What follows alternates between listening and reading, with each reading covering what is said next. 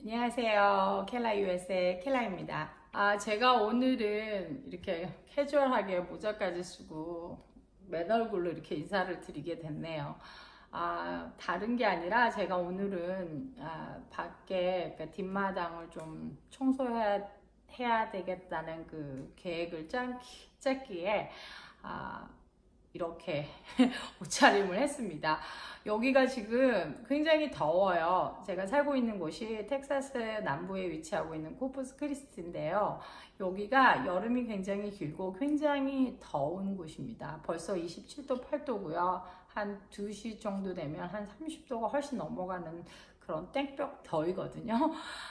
휴양지고 바닷가가 있어서 더위는 조금 더 느끼는 것 같아요. 오늘은 제 영주권에 대해서 마무리를 할까 합니다. 우연치 않게 접수를 하고 우연치 않게 이제 인터뷰도 받고 인터뷰를 받는 도중에 이렇게 그 첨부 서류가 필요하다는 그런 조건 하에 나왔는데요. 그 첨부 서류가 이제 신랑이 미국에서 직장이 있고 잡어포를 했다는 그 서류였기 때문에 신랑이 미국을 가야 되는 그런 계기가 된 거죠. 그러니까 알게 된 거죠. 신랑이 이제 미국에 먼저 와야 된다는 걸 알게 된 거죠. 근데 정말 이민 계획이 없었기 때문에 별 생각 없이 그냥 시간을 좀 보냈어요. 근데 시간을 보내다가 제가 어느 날부터 느끼던 감정이 이 사람 한국에 더 있으면 안 되겠다, 미국으로 보내야 되겠다, 이런 느낌들이 오기 시작한 계기가 점점 저희 신랑이 좀 안이해지고 너무 이렇게 인생이라는 걸 모르는 사람으로 변하는 것 같은 거예요. 그 생활이고 그 살아가는 게 쉬운 일이 아닌데 저희 신랑은 너무 쉽다고 생각하는 그런 느낌을 제가 계속 받게 된 거예요. 왜냐하면 외국인이기 때문에 받았던 혜택과 대우들을 당연시하고 있는 거예요. 그리고 당연시하는 것보다는 조금 이렇게 모르는 거죠. 못 모르는 거죠. 그러니까 직장 생활하는 게 어려운 것도 모르고 돈이 얼마 있어야 되고 뭐가 필요한지도 모르는 거고 그러니까 미래에 대해서 이렇게 걱정이 없는 거예요. 그러니까 그게 저에게는 좀 받아들이기가 좀 힘들었던 거죠. 그러다 보니까 제가 한국에 더 있다가는 얘가 점점 망가질 것 같은 느낌이요. 왜냐하면 너무 안이해지고 한국에 대해서 더 익숙해지다 보면 이 사람은 그게 배우는 게 안 좋은 걸 배울 것 같은 느낌이 드는 거예요. 왜냐하면 그때부터 뭐 회식도 많이 다니고 친구들이랑 유흥을 즐기는 게 많아지더라고요. 근데 워낙 이렇게 저도 노는 거 좋아하고 저 신랑도 노는 거 좋아하긴 하지만 그렇게까지는 아니었거든요. 근데 이 사람이 점점 그게 당연시, 왜냐면 한국 남자분들 그렇게 데리고 다니는 애들이 한국 사람들이었어요. 사장님이랑 원장님들 다들 이렇게 우리 이렇게 한다 이런 식으로 쓸데없는 걸 가르쳐 주는 거예요. 근데 저희 신랑은 순진해서 다 고지고대로 받아들이고, 그러니까 저는 그거를 바로 잡아주려고 아니다 막 이런 식으로. 제가 남자 세계는 모르지만 직장 생활은 그래도 해봤기 때문에 이 사람이 잘못 알고 있다 뭐 이런 생각을 한 거예요. 그러고 있는 사이에 이제 계속 그런 말들이 나왔어요. 그러다 보니까 하다 보니까 점점 이렇게 확신이 드는 거 있잖아요. 왜냐면 이렇게 말을 하다 보면 그게 확신이 되잖아요. 그래서 너 안 되겠다는 말이 계속 되는 거예요. 그래서 저희 신랑 보고 너 가라. 그러니까 안 가려고 하니까 워낙 한국을 좋아했던 사람이어서 한국을 떠난다는 게 쉽지는 않았을 거라고 생각해요. 지금 생각해 보면. 근데 저는 이제 그 모습을 계속 지켜본다는 게 자신이 없었어요. 그래서 가라 이렇게 된 거예요. 그러는 찰나에 저희 신랑이 이제 확신을 갖고 오게 된 게 9.11이 터졌어요. 9/11 테러가 이렇게 생기면서 그 애국심인가 분노심 같은 거 있잖아요. 미국 애들은 굉장히 강해요. 그런 게 제가 생각하기에는 전혀 없을 것 같은 그런 사람들도 자기 나라가 조금 그런 상황에 처했을 때 정말 다 일어나요. 정말 무섭게. 제가 생각하기에는 이 사람들 정말 자부심이 너무 자존심, 자부심이 굉장히 강해요. 그러니까 감히 누가 우리나라를 이런 식이 돼버린 거예요. 그러니까 저희 신랑도 분노가 굉장히 심했고, 거기 이제 파병 같은 거 가잖아요. 그러면 저희 신랑도 전에 군인이었기 때문에 그게 그러니까 자기도 지원해서 가겠다. 그 나라를, 자기 나라를 공격한 나라를 부셔버리겠다. 막 이런 식이 돼버린 거예요. 그렇게 되다 보니까 이제 미국에 와서 조금 자기도 이제 자리를 잡으려고 하는 그런 느낌이 받은 거예요. 모르겠어요. 왜 그랬는지 모르게 그때 저희 신랑도 가겠다는 그런 결심을 가진 거예요. 그런 생각을 가지고 있는데 9월에 오기에는 조금 겁이 났어요. 왜냐하면 비행기 사고가 그렇게 연달아 났는데 비행기 타는 것도 무섭고 조금 걱정이 된 거예요. 저희 신랑도. 그래서 이렇게 미루다 10월에 이제 저희 신랑이 이제 가기로 합니다. 저희 신랑이 이제 10월에 갔기 때문에 저는 한 몇 개월은 있어도 되겠다. 그러니까 저희 계획은 신랑도 이제 직장 잡기에는 좀 시간이 필요할 거고, 그동안에 나도 여기를 정리하면서 직장 정리하고 내 정리할 건 정리하고 좀 이제 좀 쉬면서 놀다가 가자. 그래서 한 6개월 정도 있다가 갈 생각이었어요. 왜냐면 이제 저희 신랑도 직장 잡는데 시간이 걸릴 것이고, 연말이 오고 이제 신년에 이제 구정에 거기다가 저희 아버님 저희 아빠 기일이 3월이었기 때문에 이민을 가면 아빠 기일은 언제 다시 볼지 모르기 때문에 마지막으로 가족들과 다 함께 아빠 기일은 보내고 오자. 이래서 3월 말쯤에 이제 올 계획이었어요. 저희 신랑은 물론 싫어했는데 제가 설명을 했죠. 그러니까 아빠 기일이 3월인데 내가 미국 가면은 그렇지 않느냐. 그러니까 당연히 바다를 줬어요. 그래서 이제 미국에서 이제 그러기로 하고 결정을 했는데 저희 신랑이 급했나 봐요. 직장을 바로 잡아버린 거예요. 아무튼 운이 좋아서 거기 있는 매니저분이 저희 어머님이랑 좀 지인이셔가지고 뭐 거의 인터뷰 하나마나 이런 식으로 이렇게 금방금방 그냥 미국 오자마자 직장을 잡은 거예요. 나중에 알게 된 건데 그 직장을 잡고 바로 서류를 대사관으로 보냈대요. 저희 어머님이. 나중에 알게 됐어요. 왜냐하면 10월에 갔는데 제가 11월 달에 그 등기를 받았거든요. 제가 생각이 전혀 안 났는데 이게 언제였나 싶었는데 제가 이렇게 서류를 보다 보니까 그 expire day가 있어요. 그러니까 처음에 줬을 때 그거는 제가 마지막에 자세히 말씀드릴게요. 그 영주권에 대해서. 아무튼 그렇게 받고 저희 신랑이 이제 팩스로 보냈는데 아무 저한테 사전 연락 없이 아니면 뭐 다른 인터뷰 없이 승인이 됐어요. 그러니까 그분 말씀이 맞았던 거예요. 첨부 사료만 있으면 된다. 그러니까 혹시 거절당해서 그쪽에서 요구하는 게 있으신 분들은 걱정하지 마세요. 그것만 딱 준비하면 정말 아무 문제 없이 나옵니다.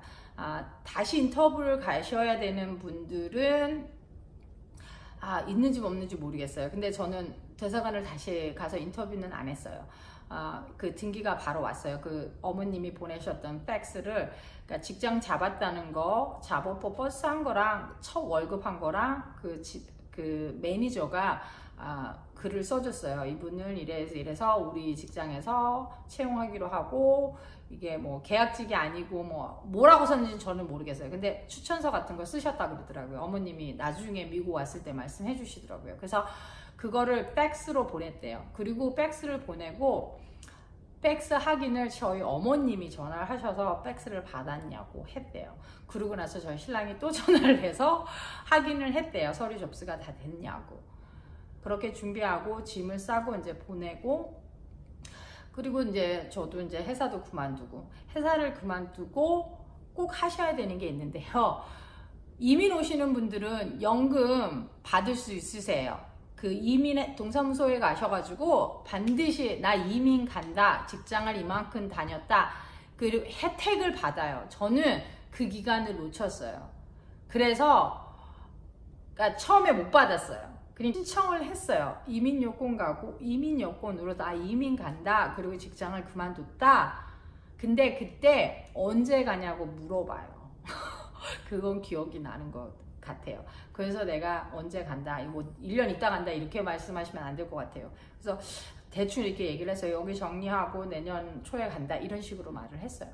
그래서 그러니까 그 수급을 받았어요. 근데 그게 일주일에 한 번씩 받았는지 한 달에 한 번씩 기억은 안 나는데 저는 이게 손해를 본 건 알아요. 그러니까 2번인가 3번 받을 수 있는 걸 좀 늦게 신청해서 못 받았어요. 그러니까 이민을 오실 거고 직장생활 하셨던 분이면 반드시 신청을 하시고 혜택 받으세요. 왜냐하면 한국 가서 다시 받으실 분들 거의 없잖아요. 그러니까 오기 전에 그동안 냈던 세금이나 그동안 했던 거에 대해서 받고 오세요. 국민연금, 꼭 국민연금이라 해야 되나? 퇴직연금이라 그래야 되나? 받고 오세요. 이민 신청하신 분들 그거 받을 수 있습니다. 그러고 있다 보니까 점점 제가 생활하는 게 없어지더라고요. 신랑도 없지. 아무리 논다 그래도 친구들도 자기네 직장 생활이 있고 자기 가정이 있고 데이트도 해야 되고 뭐 다 자기 생활이 있는데 나한테만 매달려 주지는 못하잖아요. 동생도 동생 생활 있고 엄마도 제가 엄마 집에 가 있은 것도 며칠 있고 1주일 2주일이지 할 일이 없잖아요. 엄마도 엄마 생활이 있는데 하시는 일이 있는데 그러다 보니까 제가 점점 이렇게 서울에 있는 게 싫어지더라고요. 혼자 이렇게 남아 있다는 게. 가끔 가다가 친구들이 놀아주긴 해도 그게 전부가 아닌 거예요. 그래서 저도 연말 끝나고 가자 이렇게 돼버린 거예요. 그래서 1월 달에 그냥 계획은 3월까지 아빠 길 지내고 올 거였는데 1월에 엄마도 그러시고 이렇게 있을 거면 그냥 가서 빨리 자리 잡아라 이렇게 해서 1월에 이제 미국을 들어오게 됐습니다. 미국으로 들어오는데 제가 1월 18일 날 한국 떠나서 1월 18일 날 산호세에 도착을 했습니다. 그게 2002년도거든요. 산호세가 이민국이 된 거예요. 이제 이민 심사가 된 거예요. 근데 제가 알기로는 그거를 통과해야 되잖아요. 무조건 한국에서 그걸 받았다고 여기서 통과를 다 해주나? 못 받으신 분들도 있다고 들은 것 같은데 저는 모르겠어요. 근데 저는 걱정은 안 했어요. 근데 이제 영어로 물어보면 영어로 얘기를 해야 되니까 그게 걱정된 거지. 근데 그 산호세에 도착하고 이민국 심사하는 데가 따로 있어요. 근데 제 거를 다 받았는데 거기서 심사를 안 하고 저를 이렇게 이민국 심사하는 쪽으로 데려간 거예요. 그러니까 그때 겁이 난 거예요, 저는. 근데 그게 심사국이 아니라 이렇게 따로 이렇게 뭐 나중에 알아봤더니 그 라인이 서 있는 것 때문에 이렇게 이민국 쪽으로 가가지고 거기서 이제 서류를 보시고, 왜냐하면 그 서류를 들고 들어와야 되거든요. 그러니까 항상 그 서류는 비행기 안에서 갖고 계세요. 그거를 이제 보시고 하시더라고요. 근데 이제 제가 가방 이런 거는 비행기인데 정말 비행기 교체 시간이 50분밖에 안 됐어요. 저는 그걸 왜 기억하냐면 그 이후로는 절대 2시간 그 비행기 갈아타는 그 시간이 2시간 이하인 거는 절대 안 합니다. 지금까지. 왜냐하면 그 한 번의 경험 때문에. 그래서 그렇게 했는데 그 기간이 좀 오래 걸렸어요. 그래서 통과는 됐는데 비행기가 뜰판이었어요. 그러니까 제가 이 비행기를 놓치면 정말 저는 어떻게 될지 모르는 거예요. 저는 시간은 계속 가지. 이 사람들이 승인을 안 내주지. 걱정을 너무 많이 했어요. 근데 이제 비행기 시간이 다 됐다고 누가 이렇게 통보를 해주는 거예요. 내 얘기를 했는지 어땠는지 모르겠네요. 그러니까 거기 이민국 있던 사람들 4명이 제 짐을 들고 게이트는 갈 수가 없었어요. 왜냐하면 너무 늦었어요. 비행기가 출발을 한다고 했기 때문에. 그 활주로를 제가 미국에 이민을 처음 와서 그 활주로를 달렸답니다. 그래서 얼떨결했잖아요. 왜냐하면 그 사람들이 저보고 빨리 가자, 다 됐다, 도장을 찍어줬어요. 지금 보니까 그 도장이 딱 돼 있긴 했어요. 1월 18일 날 언제까지다 이러고 딱 됐어요. 정말 활주로를 달려서 게이트로 안 가고 활주로에서 비행기에 가서 올라갔어요. 저는 그 정도로 그 촉박하게 비행기를 탄 거예요. 정말 그때는 핸드폰도 없죠. 정말 그러니까 난감한 거예요. 정말 어떻게 했는지. 근데 그 사람들이, 네 사람들이, 그 미국 애들이 처음에는 그렇게 엄격하게 이렇게 심사를 하다가 나중에는 자기네들 때문에 비행기 놓치게 되니까 너무 걱정돼서 날 안심시키고 다 도와주는 거예요. 짐까지 들어주고 막 이러고 내가 이제, 그러니까 그 짐까지 다 그분들이 알아서 해주신 거예요. 저는 정말 몸만 달렸고, 마음으로. 그러니까 그 차를 타고 활주로를 지나서 그 비행기를 탔습니다. 그러고 이제 이민이 된 거죠. 영주권, 임시 영주권을 받은 거죠. 그리고 오스틴으로 왔습니다. 오스틴으로 왔는데 딱 도착을 했는데 저희 신랑이 안 보이는 거예요. 다음에 꽃 들고 프랭카드를 들고 있을지는 몰라도 제가 한 5분? 몇 분인지 모르겠어요. 굉장히 기다렸어요. 두리번 가방까지 다 찾고, 그러니까 시간은 엄청 제가 도착 시간보다 엄청 지난 거죠. 근데 우리 신랑이 안 보이는 거예요. 미쳐버리는 거죠. 이제 화가 나기 시작하는 거예요. 근데 화나기 전에 걱정이 된 거예요. 근데 내가 고개를 이렇게 딱 돌렸더니 저 신랑이 화장실에서 나오는 거예요. 이게 말이 됩니까? 부인이 18시간, 20시간을 비행기 타고 미국으로 이민을 오는 날에 기다려서 미리 기다리고 있지도 못하고 화장실에서 나오고 있는 거예요. 그러니까 내가 우리 신랑을 기다리고 있었다는 거죠. 그게 말이 됩니까? 말이야 뭐야. 그래서 미국 오자마자 한바탕 하고 저희 신랑은 반가워하는데 저는 신랑을 보는 순간 안도감이 생겨서 화가 났던 거죠. 그래서 화를 내고 그 긴장감이 풀리니까 그렇게 미국에 도착을 했습니다. 여기까지였고요.